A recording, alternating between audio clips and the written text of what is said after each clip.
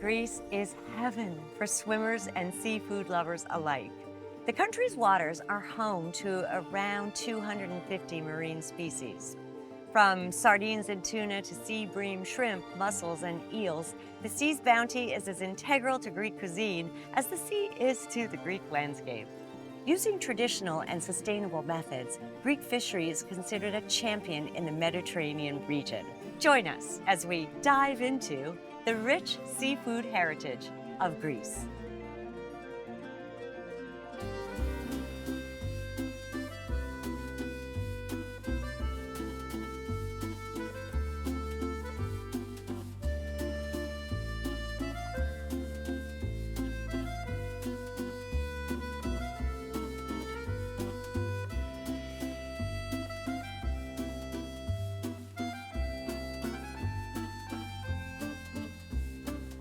Βρισκόμαστε στο ομορφότερο σημείο της ακτογραμμής της βορειοανατολικής Πελοποννήσου. Ο κόλπος της Κοιλάδας ξεχωρίζει για τις φορτωμένες στράτες που φέρνουν καθημερινά ολόφρεσκα ψάρια αλλά και τις διάσημες γαρίδες της περιοχής, που παραμένουν ένα από τα πιο περιζήτητα εδέσματα σε όλη την Ελλάδα.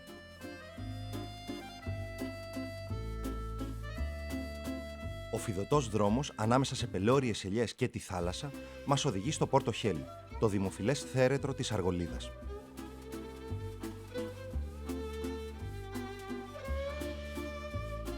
Αξίζει μια βόλτα μέχρι τον Άγιο Εμιλιανό, με το ωραίο ομώνυμο εκκλησάκι κτισμένο πάνω από τη θάλασσα, ή στην παραλία Κουνούπι, με το κόκκινο βότσαλο.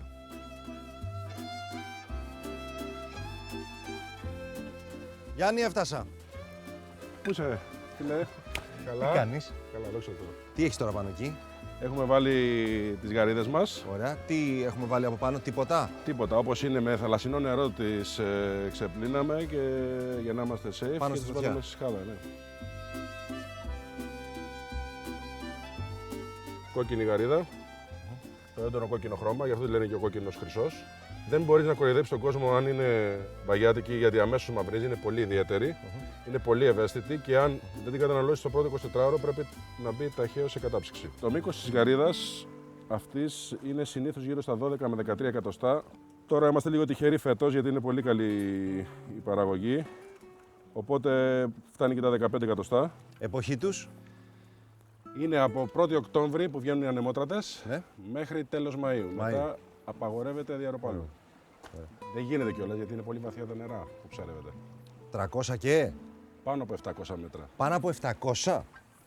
Αυτός είναι και ο λόγος που είναι τόσο ιδιαίτερες αυτές οι γαρίδες. Και είναι το ιόδιο τόσο έντονο. Πιάνεται από εκεί, στην άκρη, Ναι. στο νησί. Είναι ακριβούτσικες για το λόγο ότι η τράτα χρειάζεται ένα ολόκληρο 8ωρο για να κάνει την καλάδα, να την, Γύρω-γύρω. να την ανεβάσει. Να την ανεβάσει. Πιάνει από κάτω, σιγά σιγά, γιατί είναι μέσα στην άμμο.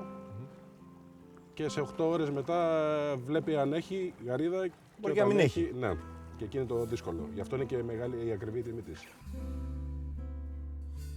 Πόση ώρα θέλουν τώρα αυτές? 3 λεπτά και 3 λεπτά. Εσύ, Γιάννη, πώς προτιμάς να τις τρως?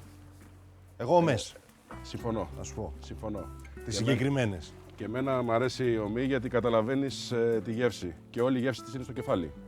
Οπότε ο ζωμός που θα κάνει είναι απίστευτος. Να ρουφηξώ. Βεβαίως.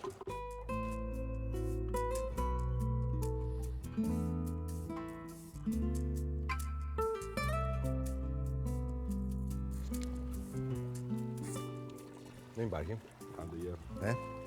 Και σου λέω, δεν έχω ξαναδοκιμάσει τώρα Στην Κοιλάδα. στον αργολικό να στέκομαι εδώ. Μπαμ. Ποιο μπαμ. αυτό. Δεν θέλεις. Έχουμε καμιά παραδοσιακή συνταγή? Παλιά, πώς τις τρώγανε? Οι γαρίδες αυτές την καθαρά Δευτέρα ιδανικές, στη Σχάρα, με λίγο λάδι, λίγο λεμόνι. Τίποτα, απλά τώρα όσο λιγότερα πράγματα έχει το πιάτο, τόσο καλύτερο. Όταν έχεις τέτοια πρώτη ύλη. Όταν έχεις αυτή την πρώτη ύλη δεν χρειάζεται πολλά Δεν πράγματα. υπάρχει τίποτα. Ναι. Ούτε αλάτι, αφού είναι από τη θάλασσα, μέσα πάμε. Δεν χρειάζεται τίποτα. Από την παραγωγή στην κατανάλωση. Μείνετε μαζί μας και ανακαλύψτε τον επόμενο προορισμό μας.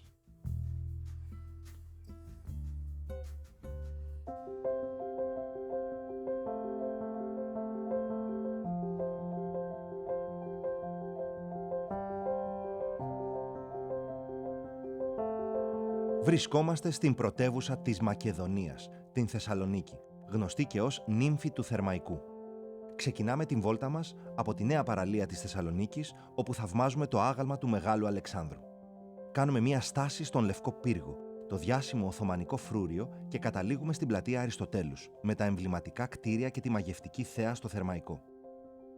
Ανηφορίζουμε στην παλιά πόλη με τα μακεδονίτικα αρχοντικά και τις πολυάριθμες κρίνες και καταλήγουμε στο κάστρο της Θεσσαλονίκης για να την θαυμάσουμε από ψηλά. Φυσικά δεν παραλείπουμε μια βόλτα στα φημισμένα λαδάδικα, αλλά και στην παραδοσιακή αγορά της πόλης, το καπάνι. Βγαίνοντας από την πόλη, κατευθυνόμαστε στην Χαλάστρα και το δέλτα του ποταμού Αξιού. Στην παράκτια περιοχή καλλιεργούνται μερικές δεκαετίες τώρα τα μύδια Θερμαϊκού, μια εξαιρετικά δυναμική καλλιέργεια που συμβάλλει σημαντικά στην τοπική οικονομία. Εδώ παράγεται το μεγαλύτερο ποσοστό μυδιών στην Ελλάδα, που αποτελούν έναν από τους νοστιμότερους μεζέδες της περιοχής. Σταύρο, Καλώς ήρθες. καλώς σας βρήκα. Ήρθα σωστά. Σωστά, ναι. Πες μας πού βρισκόμαστε. Είμαστε στην παραλία της Χαλάστρας, στις ξύλινες καλύδες των Ψαράδων και η κύρια παραγωγή που ασχολούμαστε εδώ είναι το ψάρεμα και η μυδοκαλλιέργεια. Πού θα τα δούμε τώρα αυτά. Θα πάμε μέσα με το σκάφος να σας δείξω τις μονάδες μυδοκαλλιέργειας. Πάμε. Πάμε.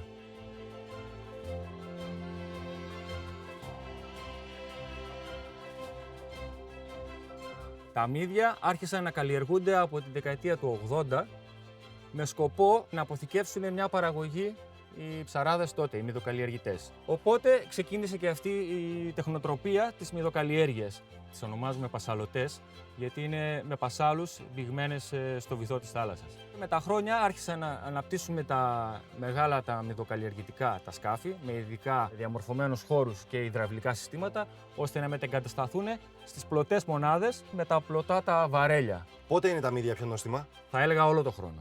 Δεν έχει διαφορά στη γεύση.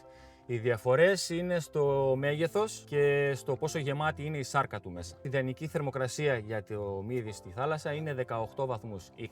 Πώς και αναπτύχθηκε τόσο πολύ η καλλιέργεια μυδιών στο Θερμαϊκό. Είναι ήπια τα νερά, ρηχές θάλασσες και πάρα πολύ πλούσιες σε θρεπτικά συστατικά λόγω των ποταμών που εκβάλλουν στο Θερμαϊκό κόλπο. Είναι οι καταλληλότερες συνθήκες για να αναπτυχθεί και να γεννήσει ένα ψάρι και μύδι. Η περίοδος αναπαραγωγής των μυδιών ξεκινάει από το Δεκέμβρη και φτάνει έως και τέλος Φλεβάρι. Και τον Μάιο έχει φτάσει σε ένα μέγεθος σαν το νύχι μας, που μπορούμε να το συλλέξουμε και να το τοποθετήσουμε στο διχτάκι για να το καλλιεργήσουμε. Μετά χρειάζεται άλλους 6-7 μήνες ώστε να φτάσει στο εμπορεύσιμο μέγεθος. Ένα χρόνο θέλουμε. Ένα χρόνο θέλουμε. Για να καταλήξουμε να έχουμε εμπορεύσιμα μύδια. Σωστά. Και αυτό οφείλεται στην περιοχή και γίνονται τόσο γρήγορα. Σε άλλες περιοχές κάνουν και 2 και 3 χρόνια για να αναπτυχθούν. Ο γόνος που έχουμε αυτή τη στιγμή είναι αυτός που γεννήθηκε φέτος και είναι αυτό εδώ.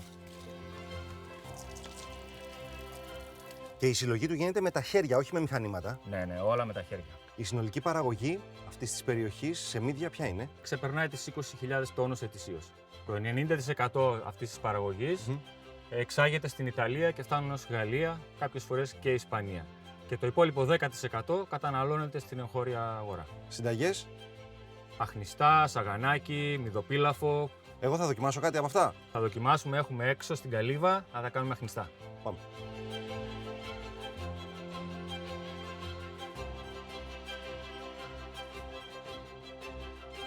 Μύδια Θερμαϊκού θα τα κάνουμε αχνιστά με λαδάκι, λεμονάκι, σκόρδο και πιπέρι. Τώρα αυτό εδώ πρέπει εμείς να το τραβήξουμε. Ναι, βγάζουμε την τρίχα του. Αυτό εδώ, έτσι. Σωστά. Ωραία.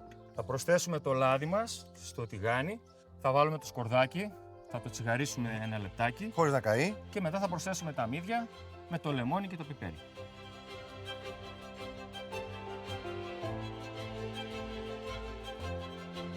Όπα, έτοιμα. Και βλέπουμε ότι είναι έτοιμα. Και σερβίρουμε.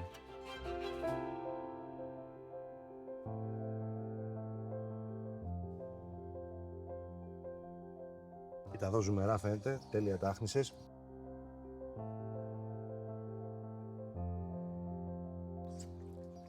Με βάλεις και πολύ κολλάδι, είναι εξαιρετικό. Σταύρο, ευχαριστώ για τη βόλτα, ευχαριστώ για τις πληροφορίες, ευχαριστώ για τα πεντανόστιμα μύδια.